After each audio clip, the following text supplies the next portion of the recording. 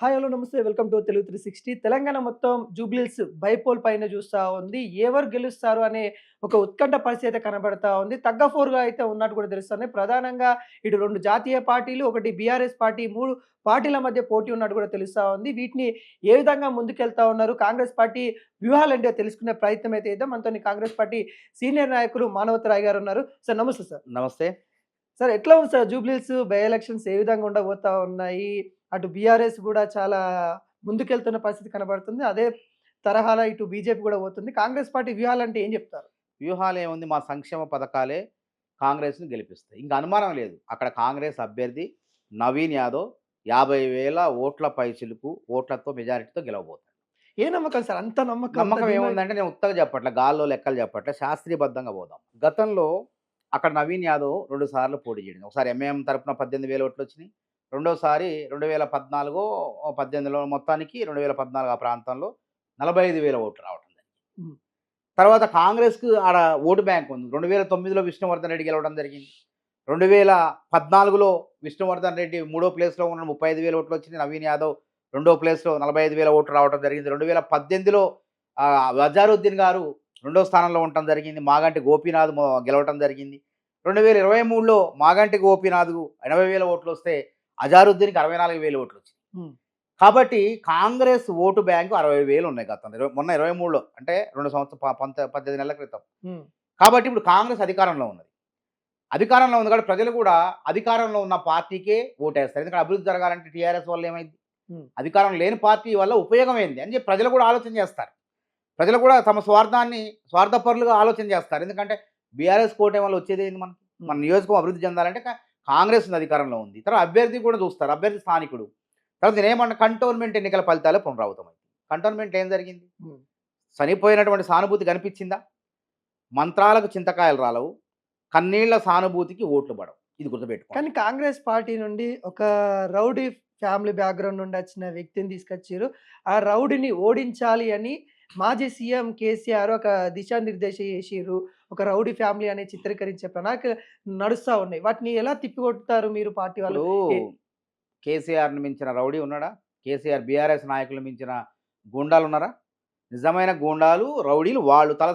తలసాని శ్రీనివాస్ యాదవ్ అంటే మామైతుడు. ఎవరు ఆయన మరి? ఆలుగడ్డ సీన్ అంటారు ఆయన.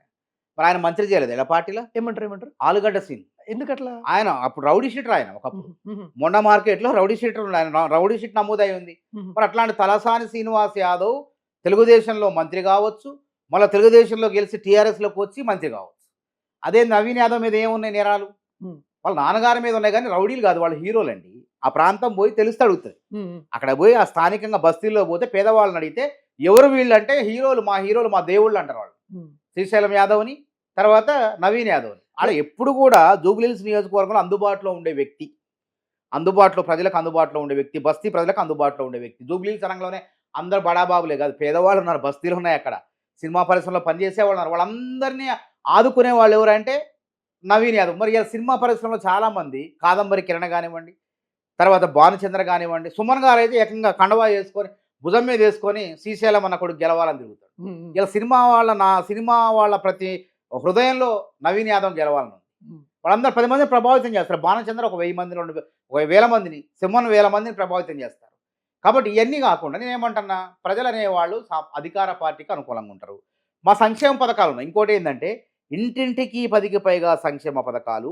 ఇక పక్కా 10 ఏళ్ళు రేవంత్ సర్కారు, కాంగ్రెస్ ప్రభుత్వం అని చెప్పి ప్రజలు మేము బస్తీలో ఓట్లాడటానికి పోతే దీవిస్తున్నారట. యూసఫ్ గూడ కానీ, షేక్పేట విలేజ్ కానీ, ఎక్కడ పోయిన ఓయూ కాలనీ కానీ అక్కడ కానీ, అయ్యా మా ఇంటికి 5 పథకాలు, మా ఇంటికి 10 పథకాలు వస్తున్నాయి. మాకు ఊర్లో పొలం ఉంది, హ్మ్. మాకు రుణమాఫీ అయింది, మాకు రైతు భరోసా వచ్చింది, మా కొడుకు ఫీజు రియంబర్స్మెంట్ వచ్చింది, నాకు ఆరోగ్యశ్రీ బాగా అయింది, తర్వాత మాకు ఉచిత విద్యుత్ వస్తుంది, 200 యూనిట్ల ఉచిత విద్యుత్ వస్తుంది. అయ్యా కేసీఆర్ 10 ఏళ్ళ పాలనలో మాకు రేషన్ కార్డులు, కానీ రేవంత్ రెడ్డి దేవుడు. రేవంత్ రెడ్డి మాకు రేషన్ కార్డు ఇచ్చిండు. 14,196 రేషన్ కార్డులు ఇచ్చిండు. హ్మ్. ఇలా గత 10 ఏళ్ళు పేదవాడు ఆత్మగౌరవం రేషన్ కార్డు. అంటే ఒక రేషన్ కార్డు ఉంటే 10 సంక్షేమ పథకాలకు అర్హులవుతారు. ఆరోగ్యశ్రీకి రోగం వస్తే హాస్పిటల్‌కి పోవాలంటే 10 లక్షల వైద్యం చేసుకోవాలంటే రేషన్ కార్డు ఉండాలా. హ్మ్. అట్లా పేదవాడి 10 సంక్షేమ పథకాలకు ఉపయోగపడే రేషన్ కార్డు ఉండాలా. ఆ విధంగా రేషన్ కార్డు ఇచ్చిండ్రు రేవంత్ రెడ్డి. రేవంత్ రెడ్డి దేవుడయ్యా అని చెప్పి ప్రజలందరూ మమ్మల్ని స్వాగతిస్తున్నారు అక్కడ. ఇంకో విషయం, ఇలా జూబ్లీ హిల్స్, బంజారా హిల్స్‌లో బడాబాబులు ఏ అన్నం తింటున్నారు, ఆ ఇళ్లలో పనిచేసే బస్తీ ప్రజలు కూడా, జూబ్లీ హిల్స్ బస్తీ ప్రజలు కూడా అదే అన్నం తింటున్నారు, ఆత్మగౌరవంతో బతుకుతున్నారు వాళ్ళు. ఇలా వాళ్ళ యజమానులు ఏం తింటున్నారో పని వాళ్ళు కూడా అదే తింటున్నారు. ఆ యొక్క ఆత్మగౌరవాన్ని నిలిపిన వ్యక్తి రేవంత్ రెడ్డి అని చెప్పి, కాంగ్రెస్ ప్రభుత్వం అని చెప్పి రేవంత్ రెడ్డి పాలనకు జయగొడతారు అక్కడ. అంటే కాంగ్రెస్ లో ఉన్న మంత్రులు ఎవరైతే ఉన్నారో వాళ్ళు మాట్లాడే మాటలు ఏవైతే ఉన్నాయో వాళ్ళకి చాలా మైనస్ అయిపోతాయి. ఒక ఆడబిడ్డ భర్త చనిపోయి తను ఎమోషనల్ అయిన దాన్ని కూడా వీళ్ళు ఒక ఎలివేషన్ చేస్తూ ఆమెను ఇబ్బంది పెట్టే నేను విధంగా ఒకటే దానికి మాట్లాడుతూ ఇందాక ఉన్నారు. అన్నా, మంత్రాలకు చింతకాయలు రాలవు, సానుభూతి కన్నీళ్లకు ఓట్లు పడవు. అందుకు ఉదాహరణలు చాలా ఉన్నాయి. దుబ్బాక తీసుకుందాం. దుబ్బాకలో జనరల్గా అధికార పార్టీకి అనుకూలం ఉంటుంది, కానీ అక్కడ సోలిపేట రామలింగారెడ్డి గారు సత్యమని పెడితే ఆమెకు రాజకీయాలు తెలియదు వారికి. ఉమ్, అట్లాంటి వ్యక్తిని తీసుకొచ్చి పెట్టి అక్కడ ఉన్న చెరుకు శ్రీనివాసరెడ్డిని మేము చివరిలో ఆయన టికెట్ రాక మా దాంట్లోకి వచ్చిండు. ఉమ్, వస్తే ప్రజలకు అప్పటిదాకా కాంగ్రెస్ అభ్యర్థి తెలియదు. ఆయన అక్కడ ఏం చేశారు ప్రజలు, బలమైన అభ్యర్థి ఇప్పుడు నవీన్ యాదవ్ లాంటి వ్యక్తి అక్కడ. ఉమ్, నవీన్ యాదవ్ మంచిగా అక్కడ ఉన్న అభ్యర్థుల్లో చక్కగా మాట్లాడుతాడు, ప్రజల్లో బలం ఉంది, చొచ్చకపోతాడు, అర్ధరాత్రన్న అపరాత్రన్న తలుపు కొడితే స్పందించే గుణం ఉంది. మరి అక్కడ ఆడ ఎవరు రఘునందరావు గెలిచిండు. ఎందుకు గెలిచిండంటే మాట్లాడతాడు, ప్రజల తరఫున కొట్లాడతాడు. అంతకుముందు ఓడిపోయిండు, నవీన్ యాదవ్ కూడా 2 సార్లు ఓడిపోయిండు, రఘునందనరావు కూడా అక్కడ ఓడిపోయిండు. ఆ ప్రజలకు తెలుసు, ఆనాడు తెలుసు. కాబట్టి ప్రజలు అక్కడ అధికార పార్టీని తిరస్కరించారు. హుజూరాబాద్లో కూడా చూద్దాం. హుజూరాబాద్లో కక్షపూరితంగా ఈటల రాజేందర్ మీద కేసీఆర్ ప్రభుత్వం చర్యలు చేపడితే ప్రజలు బీఆర్ఎస్ పార్టీని తిరస్కరించారు. ఉమ్. ఈటల రాజేందర్కే బలంగా ఉంది. తర్వాత మళ్ళా అది బీజేపీల గెలుపు కాదు, అది వాళ్ళ వ్యక్తిగతమైన గెలుపు. తర్వాత మరి బీజేపీ దుబ్బాకలో తర్వాత పరిస్థితి ఏంది, బీజేపీ ఉమ్, అసలు అడ్రస్ లేదు. హుజూరాబాద్లో ఈటల రాజేందర్ ఓడిపోయిన తర్వాత బీజేపీ గెలుపు కాదు అది. అప్పుడున్నటువంటి పరిస్థితులు, ఉప ఎన్నికల్లో భావోద్వేగాలు ఉంటాయి, ప్రజల ఆలోచన ఉంటుంది. అదేవిధంగా కంటోన్మెంట్లో కాంగ్రెస్ గెలిచింది.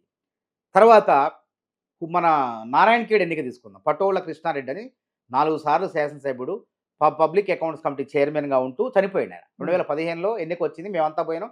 వాళ్ళ అబ్బాయి ఇప్పుడు సంజీవ్ రెడ్డి ఎమ్మెల్యే మళ్ళీ అక్కడ. ఉమ్, ఉమ్, ఆయన నిల్చోబెడితే ఓడిపోయింది, అధికార పార్టీకి ఓటేశారు. అది అయిపోయిందా నారాయణఖేడ్. తర్వాత ఖమ్మం తీసుకుందాం. పాలేరులో ఉమ్, మాజీ మంత్రి దివంగత నేత రామరెడ్డి వెంకటరెడ్డి గారు, ఆయన చనిపోతే వారు సతీమణి టికెట్ ఇచ్చినాం. బీఆర్ఎస్ అభ్యర్థి గెలిపించారు ప్రజలు, అధికారంలో ఉన్న పార్టీకి గెలిపించారు ప్రజలు. ఉమ్, అక్కడ దాకేంది మునుగోడు ఉంది. మొన్న మేమంతా పోయి కాళ్ళు మొక్కి మన కాంగ్రెస్లో ఉన్న రాజగోపాల్ రాజీనామా చేస్తే బీజేపీలో పోతే, బీజేపీ అభ్యర్థి బీఆర్ఎస్ అభ్యర్థి కాంగ్రెస్ అభ్యర్థి పోటీ చేస్తే మేము పోయి కాళ్ళు మొక్కినాం. అయినా ప్రజలు ఏం చేశారు, అక్కడున్న బీఆర్ఎస్ పార్టీ అభ్యర్థి అధికారంలో ఉన్న పార్టీ అంటే అభ్యర్థికి అధికారం ఓటేశారు. ఇంకో అంశం, నాగార్జున సాగర్లో చనిపోవడం జరిగింది. ఉమ్, అక్కడ సానుభూతి కాదు, అధికారంలో ఉన్న పార్టీకి ఓటేశారు. అక్కడ కూడా నోముల నరసింహ గారు చనిపోయారు, ఉమ్, ఆయన చనిపోయిన ఓటేలే, అధికారంలో ఉన్న పార్టీ అని చెప్పి వాళ్ళ అబ్బాయి భర్త ఓటేశారు. మేరు పర్వతం లాంటి, ఎవరెస్ట్ శిఖరం లాంటి జానారెడ్డిని ఓడించారు 7,000 ఓట్లతోనో 6,000 ఓట్లతో. మేము ఓరాహోరీగా తలపడ్డాం. అయినా కానీ ప్రజలేంది, అధికారం లేదు కాంగ్రెస్, ఓటేయటం వల్ల ప్రయోజనం ఏంది అని చెప్పి వేశారు. కాబట్టి నేను చెప్పినన్ని కూడా శాస్త్రీయబద్ధంగా చెప్తున్నా, కానీ ఇది గాల్లో లెక్కలు చెప్పట్లే. కాంగ్రెస్ పార్టీ భయపడుతోంది. అందుకనే మాగంటి గోపీనాథ్ వాళ్ళ కూతురు పైన కూడా కేసు వేసింది. ఆమె ప్రచారానికి వెళ్తే కూడా ఈ చిల్లర కేసులు పెడుతుర్రు అన్నట్టు కూడా ప్రచారం చేస్తున్నారు. దాని ఇప్పుడు మీద మాకేం సంబంధం అండి, అది వాళ్ళ ఇంటి వ్యవహారం. వాళ్ళ అబ్బాయి ఏదో లేఖ రాసిండు, మనకు అప్పటిదాకా ప్రపంచానికి తెలియదు. ఉమ్. మాగంటి గోపీనాథ్ గారికి వారి వాళ్ళ సత్యమణి కూతురు పైన కూడా కాంగ్రెస్ పార్టీ కేసు పెట్టింది అన్నట్టు. ఏం ఎందుకు పెడతాం, మాకేం అవసరం, కేసులు పెట్టాల్సిన అవసరం లేదు, ఇంకేం అవసరం లేదండి. ఉమ్, మాకు ఈ కృత్రిమ ఏడుపులు వీటి వల్ల ప్రయోజనాలు ఉండవు, ప్రజలు అన్ని పట్టించుకోరండి. నేను అదే అంటాను కదా, ఉమ్, ఇంటింటికి 10కి పైగా సంక్షేమ పథకాలు, ఇక పక్కా 10 ఏళ్ళు రేవంత్ సర్కారు, కాంగ్రెస్ ప్రభుత్వం అని చెప్పి ప్రజలు మమ్మల్ని ఆహ్వానిస్తున్నారు. కాబట్టి అక్కడ గెలిచేది కాంగ్రెస్. ఇవన్నీ కూడా ఏంటంటే బీజేపీ బీఆర్ఎస్లు చేసేది ఏంటంటే ఆడలేక పాత గజ్జలు, ఉమ్, ఉమ్, ఆడలేక మధ్యలో ఓడన్నట్టుంది వాళ్ళ కథ మొత్తం కూడా. ఓటు చోరీ అంటారు. ఒక అపార్ట్మెంట్లో 50-40 ఓట్లు ఉండవా, ఉమ్, ఒక అపార్ట్మెంట్లో 40 ఓట్లు ఉంటావా సహసిద్ధం. ఉమ్, అది కూడా ఎవరి హయాంలో నమోదైనవి, కొత్తగా చేర్చిన ఓట్లు కాదు అయ్యి. ఉమ్, ఉమ్, కేటీఆర్ గోపీనాథ్ అంటే 30,000 ఓట్లు గోపీనాథ్ హయాంలో నమోదైన, మరి ఆ 30,000 ఓట్లతో గెలిచిండు ఆయన ఉమ్, అన్నామా మనం. అంతే కదా, వాళ్ళ హయాంలో నమోదైన ఓట్లు అవన్నీ కూడా కాంగ్రెస్ హయాంలో నమోదు కాలేదు. కాంగ్రెస్ కొత్తగా చేర్చిన ఓట్లలో ఎక్కడ కూడా అదనపు ఓట్లు లేవు, అంతా కూడా కరెక్ట్గా ఉంది. కాబట్టి కేటీఆర్ లాంటి వాడు తను తీసుకున్న గోతులు తానే పడిండు, ఆరోపణ చేసిండు, దాని సోయి లేకుండా చేసిండు, తికమకాయిండు, కింద పడిండు, గోతులో పడిపోయి.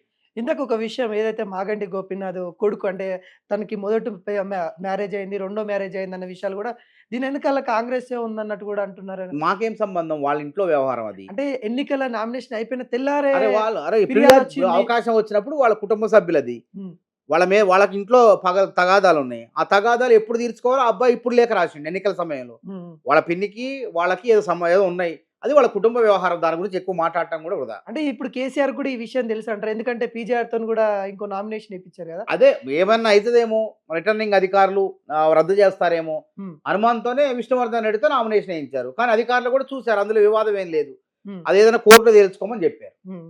అంటే ఇంకా అంటే ఇక్కడ నవీన్ యాదవ్ ఎంత మెజారిటీ వరకు రాబోతా ఉందంటే మీరు ఏం చెప్తారు? పక్కా బరాబర్ 50,000 పైచిలకు వస్తుందండి హ్మ్. అంతా. ఎందుకంటే ఆయన నాడు చూశారు, నియోజకవర్గంలో మేము తిరుగుతున్నాం. ఇప్పుడు కూడా మీ ఇంటర్వ్యూకి వచ్చేటప్పుడు ఆ నియోజకవర్గం మీద వచ్చి కనుక్కొనే వస్తాను నేను. ఆ! యూసఫ్ కూడా నుంచి వస్తాను నేను ఇట్లా. అంటే బీజేపీ పార్టీ ఎలా ఉండబోతుంది? ఏడుందండి బీజేపీ, అసలు అడ్రస్ లేదు. 2009 నుంచి చూడండి, బీజేపీ లేనే లేదు ఆడ. 2014 లేదు. 2000 మొన్న 25,000 ఓట్లు వచ్చినాయి. కాబట్టి బీజేపీ ఎందుకు వేయాలి ఓట్లు బీజేపీకి అసలు? హ్మ్. హ్మ్. తెలంగాణకి ఏం చేశారనే ఓట్లు వేయాలి చెప్పండి? మెట్రో విస్తరణకు నిధులు ఇచ్చారా? హ్మ్. ఆంధ్రప్రదేశ్‌కేమో విశాఖ మెట్రోకి, విజయవాడ మెట్రోకి డబ్బులు ఇస్తారు. తెలంగాణ మెట్రో ఇయ్యండి అంటే కొర్రీలు పెడతారు.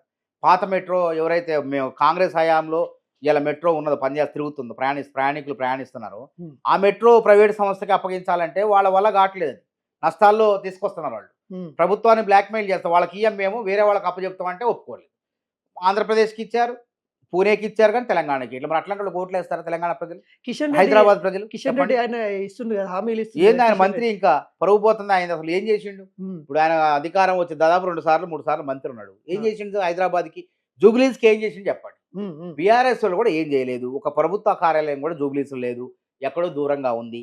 కాబట్టి అక్కడ బీసీ అభ్యర్థి, బీసీ బిడ్డ, అత్యధిక ఓట్లున్నాయి, సామాజిక నేపథ్యం ఉంది, స్థానికుడు, అన్ని రకాలు ఏ రకంగా చూసుకున్నా సరే కాంగ్రెస్ పార్టీ అభ్యర్థి నవీన్ యాదవ్ 50,000 ఓట్ల పైచిలుకుతో గెలవబోతాడు. అదేవిధంగా బీజేపీ తెలంగాణకు రూపాయి నయా పైసా ఇవ్వట్లే. బయ్యారం ఉక్కు ఫ్యాక్టరీలే నిధులు ఇవ్వట్లేదు, దాన్ని ప్రారంభించట్లేదు, విభజన చట్టంలో ఉంది. ఆంధ్రప్రదేశ్ విశాఖ స్టీల్కి మాత్రం 3,000 కోట్లు ఇచ్చారు. హ్మ్. అదేవిధంగా పోలవరానికి 5,000 కోట్లు ఇచ్చారు, పాలమూరు రంగారెడ్డికి రూపాయిలే. నిన్నగాక మొన్న నరేంద్ర మోడీ గారు 15,000 కోట్లు పోయి అభివృద్ధి పనులకు శంకుస్థాపన చేసిన. మరి కనీసం తెలంగాణలో 8 మంది ఎంపీలు ఉన్నారు, 2 కేంద్ర మంత్రులు ఉన్నారు. కనీసం మీరు ఒక 5,000 కోట్లు, 10,000 కోట్ల అభివృద్ధి పనులకు శంకుస్థాపన చేయించరండి. హ్మ్. ఎందుకు మీరుండి భూమికి బరువు తప్ప తెలంగాణ భూమికి బరువు కాదా వీళ్ళు? ఇంకొక విషయం మనం అంటే కిషన్ రెడ్డి గురించి మాట్లాడుకుంటున్నాం కాబట్టి, ఆయన అక్కడనే ఎంపీగా అయితే ఉన్నాడు. కాకుండా అక్కడ రోడ్లు బాలేవు, ఇవి బాలేవు, అవి బాలేవని చానా ఎక్కువ చెప్తా ఉన్నారు.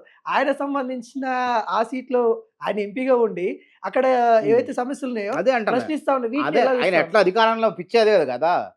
వాళ్ళకి మతిపోయింది వాళ్ళకి. ఏం చేయాలో అర్థం కావట్లే. ఎవరిని విమర్శించాలో కూడా తెలవట్లే. ఆయన అధికారంలో ఉండి కేంద్ర మంత్రిగా ఉండి కేంద్రం నుంచి నిధులు తీసుకొచ్చి అదనంగా ఆ నియోజకవర్గాన్ని అద్భుతంగా తీర్చిదిద్దాల. హ్మ్. అట్లా చేయకుండా ఇది ప్రతిదానికి యూరియా ఈరాయ, బీసీలు నోటికాడ ముద్ద 42% రిజర్వేషన్లు ఈరాయ గుంజుకునే. అడ్డుపడతాండి, అడుగడుగున అడ్డుపడతాండే. ఇంక ఏమి ఇచ్చిన వాళ్ళు? బయ్యారం ఉక్కు ఫ్యాక్టరీకి ప్రారంభించరా? ఏది ఇయ్యరా? ఏది ఈయనోళ్ళకి ఓట్లు వేస్తారండి. హ్మ్. ఇంకోటి ఫైనల్‌గా బీఆర్ఎస్ ఒక ప్రణాళికతోని ఎళ్తా ఉంది. సల్మాన్ ఖాన్ అనే ఒక వ్యక్తిని కూడా వాళ్ళ పార్టీలో చేర్చుకోవడం జరిగింది. ఆయనతోని కూడా కొన్ని వ్యూహాలు కూడా రచిస్తున్నట్టు కూడా తెలుస్తా ఉంది. ఎట్లా ధీటుగా ఇప్పుడు ఎదుర్కొంటారా? ఏమైతుందండి, ఎన్ని వ్యూహాలు రచించిన ఎంఐఎం. ఇంకోటి ఆయనకు ఇంకో ఒక విషయం, 30,000 ఇంకో ఓట్ బ్యాంకింగ్ కాంగ్రెస్ ఉందని చెప్తా ఏ ఉన్నారు. 30 లేదు, ఏం లేదు. ఇప్పుడు ఈయన శ్రీశైలం యాదవ్ రౌడీ అంటారు. ఆయన ఎవరు? రౌడీ షీటర్ కదా! మరి ఆయనకి ఎందుకు కండువ కప్పారు? హ్మ్. అంటే మీ దాంట్లో ఉంటే, మా దాంట్లో నాయకులు ఉంటే, మంచి ప్రజానాయకులు ఉంటే రౌడీలా? అంటే మీ దాంట్లో ఉంటే వాళ్ళు మంచోళ్ళా? ఇది ఎక్కడ రాజనీతి? కేసీఆర్ ఎట్లా మాట్లాడిండు అసలు? హ్మ్. ఇట్లా సల్మాన్ ఖాన్ ఎట్లా చేసుకో? సల్మాన్ ఖాన్ మీద మొత్తం 30-40 కేసులు ఉన్నాయి. పోస్కో కేసు కూడా ఉంది. హ్మ్. మొన్న నారాయణరావు చెరువులో దూకి చనిపోయిండా? చిన్నపిల్లల మీద అఘాయిత్యానికి పాల్పడే విషయంలో అట్లాంటి కేసు కూడా ఈ సల్మాన్ ఖాన్ పని ఉంది. మరి ఆ సల్మాన్ ఖాన్ ఎట్లా చేసుకున్నారు బీఆర్ఎస్ వాళ్ళు? హ్మ్. అంటే బీఆర్ఎస్ రాగానే పునీతులు అయిపోతారా? ఇవన్నీ కూడా బీఆర్ఎస్, బీజేపీలన్నీ కూడా ఆర్థిక నేరగాళ్ళ అడ్డా. వాళ్ళే ఆర్థిక నేరాలకు పాల్పడతారు, జైల్లో పోతారు. కవిత గారు లిక్కర్ స్కామ్‌లో జైలుకు పోయి వచ్చింది. వేల కోట్ల అక్రమాలని ఈమె చెప్తుంది. కాళేశ్వరంలో అక్రమాలు జరిగినాయి అని చెప్తుంది. తర్వాత శ్రీనివాసరెడ్డి, పోచంపల్లి శ్రీనివాసరెడ్డి 700 కోట్లు విల్లాలు కట్టి శక్తి ఆడుందని ఆమె ఆరోపి. ఇన్ని రకాలుగా ఉన్నాయి. కాబట్టి ప్రజలకు ఇవన్నీ కాదండి. పేదవాడు ఇవాళ 10 సంక్షేమ పథకాలు అందుతున్నాయి పేదవాడికి. రేవంత్ రెడ్డి సర్కార్ ఇస్తుంది. కాబట్టి మాకు అంతనే ఇలా నియోజకవర్గ స్థానిక పరిస్థితులు, స్థానిక నాయకత్వం ఇవన్నీ ఉంటాయి. హ్మ్. అంతేగాని ఎంఐఎం కూడా కీలకంగా మద్దతు తెలుపుతుంది. ఎంఐఎం పార్టీ కూడా హ్మ్. ఇది చూడండి, ఇది బలం కాదా? హ్మ్. ఎంఐఎం గతంలో బీఆర్ఎస్‌తో ఉన్నది, ఇలా కాంగ్రెస్‌తో ఉన్నది. కాంగ్రెస్ గెలుస్తుందా లేదా దీన్ని బట్టి చూస్తే? హ్మ్. కాబట్టి ముస్లిం ఓట్లు కానీ 135, నవీన్ యాదవ్ 160. కుటుంబం సపోర్ట్ లేదు. వాళ్ళ అన్నగారే బీఆర్ఎస్‌లోకి వచ్చినన్నట్టు కూడా ఎవరు? వాళ్ళ అన్నగారు నవీన్ అయ్యన్నీ యాదవ్. రాజకీయ ఎత్తుగాళ్ళు ఉంటాయి. అన్నగారు వస్తే ఏమైతే పోటీ చేసేది ఎవరు? ఆడ ప్రజలు ఎంఐఎం వాళ్ళు, ఎంఐఎం పార్టీ వాళ్ళు కాంగ్రెస్‌కి ఓటేస్తారు. హ్మ్. 160,000 ఓట్లు ఉన్నాయి వాళ్ళవి. హ్మ్. 160,000 ఓట్లలో 1,00,000 ఓట్లు పైచిలుకు పడతాయి. కాబట్టి నేను ఏమంటున్నా, ఎటు చూసినా సరే ఎంఐఎం పరంగా చూసిన బలం, మద్దతు చూసినా కాంగ్రెస్ బలగం తోడైంది నవీన్ యాదవ్‌కి. హ్మ్. నవీన్ యాదవ్‌కు కాంగ్రెస్ బలగం తోడైంది. కాబట్టి గెలుపు నవీన్ యాదవ్ ప్రజలు ఇవన్నీ పట్టించుకోరండి. ఈ అంతే. ఉత్తుత్త ఆరోపణలు పట్టించుకోరు.